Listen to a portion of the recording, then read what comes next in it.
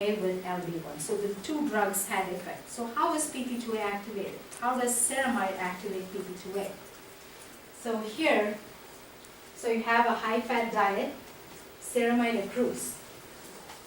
PP2A in the cell is actually kept in restraint. So there is another protein called as I2PP2A, which holds on to PP2A and keeps it from moving to enos and attaching. So this is a restraining protein that keeps PP2A away from enos. Now ceramide comes in. Ceramide has a capacity to preferentially bind to I2PP2A. So PP2A and I2PP2A are I2 is inhibitor 2 of PP2A, right? That is the name. So this inhibitor protein is happily hanging around with PP2A, keeping it in control. As soon as ceramide comes in, PP2A detaches from I2PP2A, or actually the I2PP2A likes ceramide more than PP2A, so it just goes with ceramide. It's like a bad date. Yeah. So I2PP2A together, and then ceramide comes in, these two preferentially bind. So they bind, releasing PP2A free to go, and then PP2A likes enos, so it just goes and joins with enos. So when it joins with enos, this interaction between AKT, HSP90 is disrupted and enos phosphorylation goes down. Can I ask you a question? Does ceramide accrual occur, is there an association with aging independent of like fat in the diet? Like, so would you have accrual with age even if you're eating a relatively healthy diet? This actually, that's one of my interests, to look into ceramide accumulation with aging, whether it just, happens automatically even though you're eating.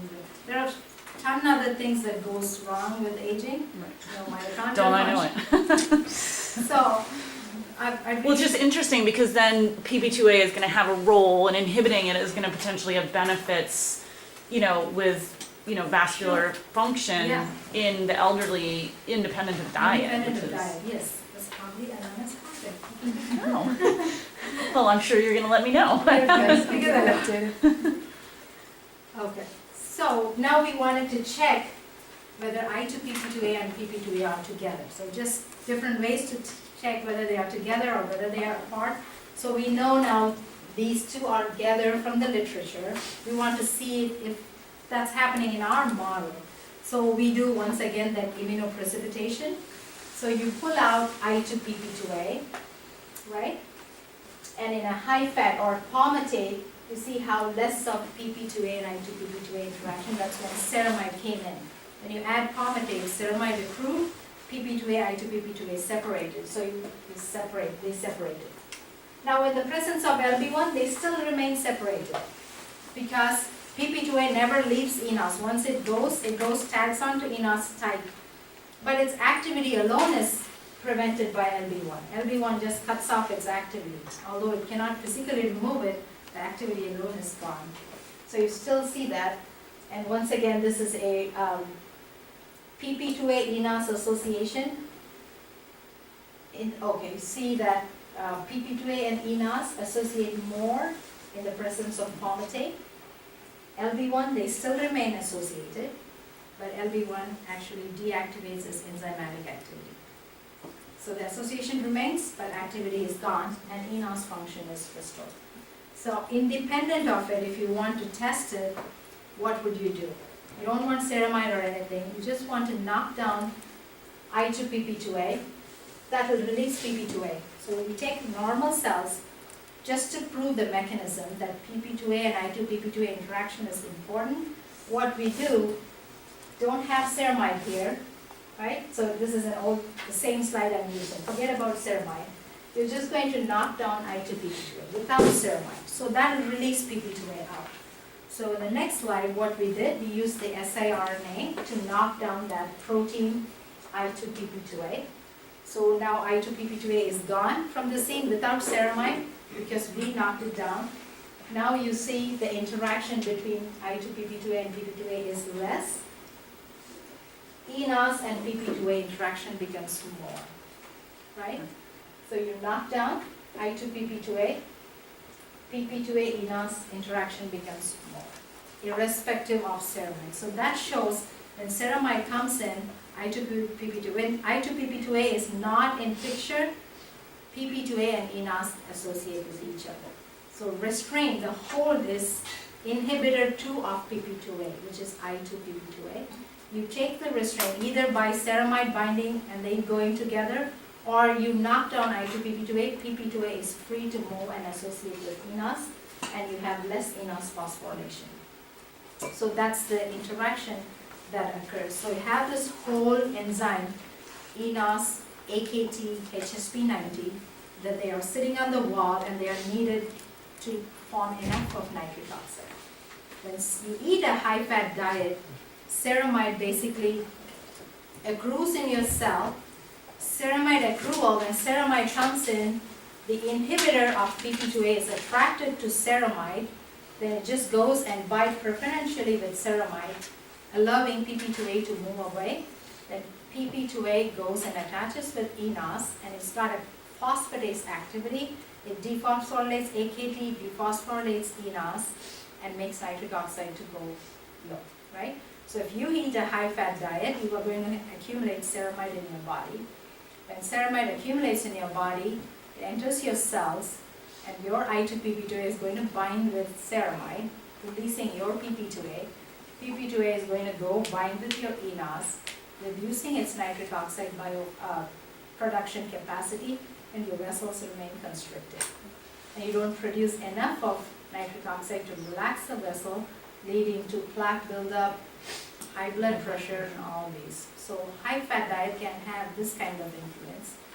And if you inhibit, for example, LB1, if it's successful as an anti-cancer drug and comes to the market and they say it's safe to use, maybe if you have a high-fat diet along with LB1 tablets, you'll be able to prevent this phosphatase activity and still have a nice enos flow. So this is how they do clinical trials. We do these kind of experiments. And so we did this experiment and we gave it to the professor who gave us LB1, saying that the drug is not toxic to the mice, and we were able to restore enos activity. The mouse had better vascular function. Now he takes it on and says, like, tries to do a clinical trial on volunteers, or basically first mouse models and then higher models, and then they can go on to volunteers and test it and see if it can be used as a drug of choice for preventing vascular dysfunction in a diet-induced model. So this is how we develop drugs, and eventually that comes to market. How long did this process take? The whole process. Yeah, the whole from 3 years. 3 years, yeah. And then it's ongoing to, now we are doing few other human interventions and stuff.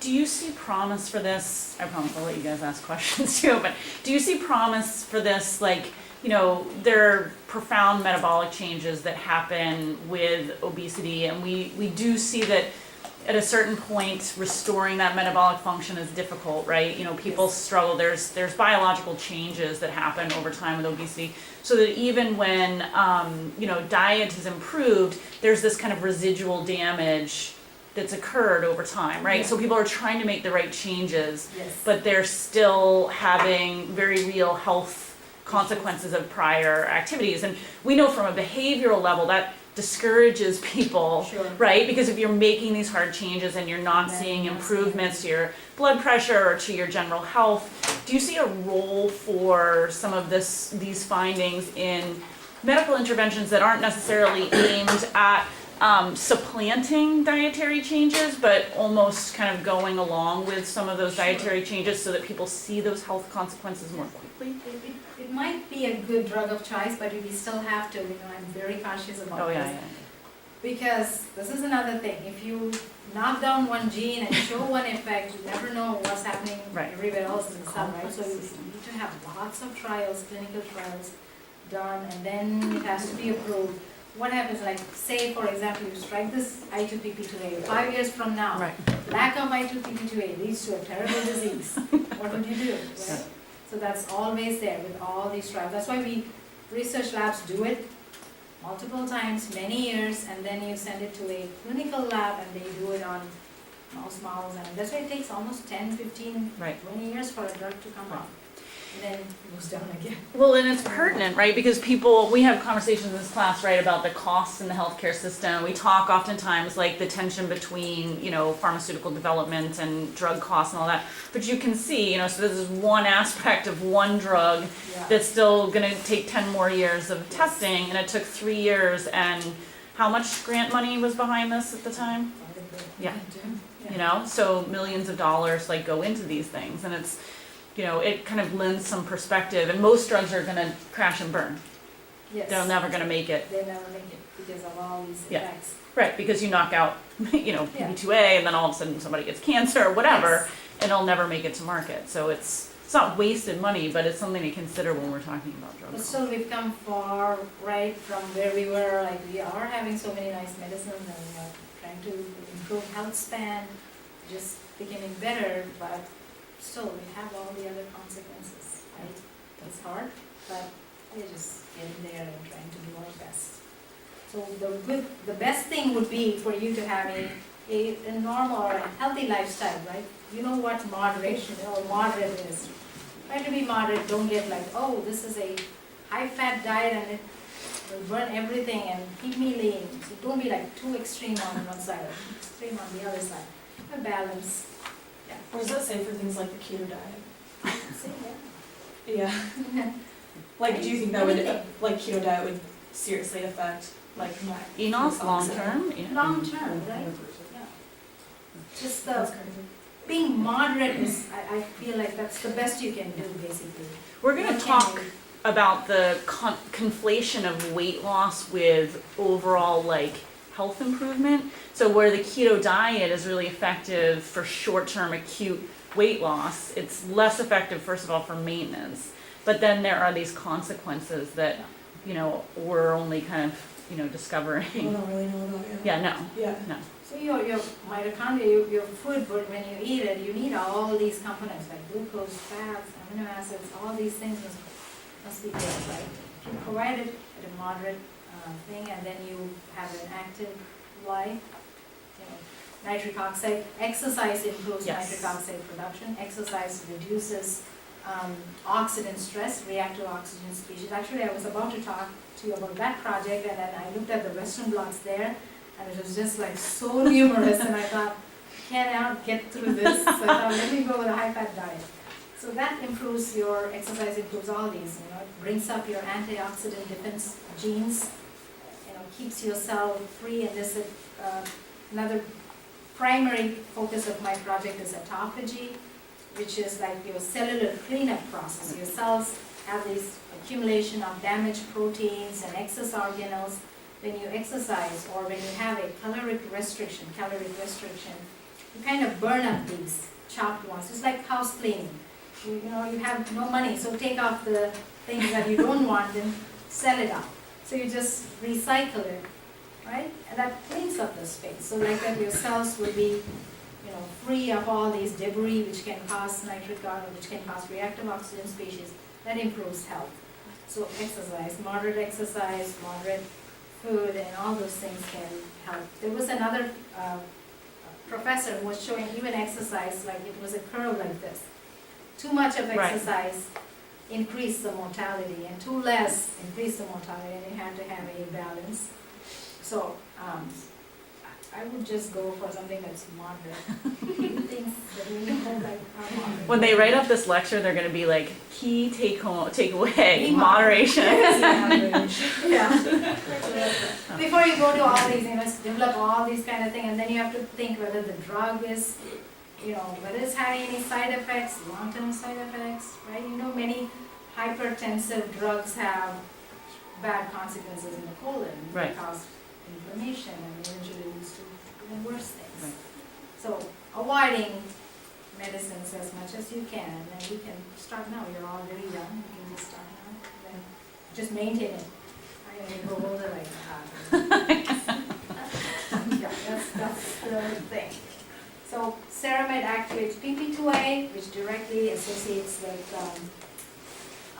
I2PP2A and removes the restraint on I2PP2A, and then that prevents the interaction from happening. The PP2A associates with eNOS, endothelial cells, incubated with palmitate, the interaction is disrupted, and this is restored when either ceramide or PP2A are inhibited, right? PP2A actually, it can be suppressed by LB1, and PP2A associates with ENOS in the arteries of high-fat mice, so that we say because this is relevant in vivo too. So you can't always show everything in the cell and nothing translates into a in vivo thing, so it was translated in a mouse model. It's a preclinical model, and then you go to a clinical model, which is humans. Okay? So with that, Alicia, so these are the acknowledgements. Thank you The so much. professor is in Utah now, and everybody else who worked in the lab. So, Thank you so and much. these are all undergraduate.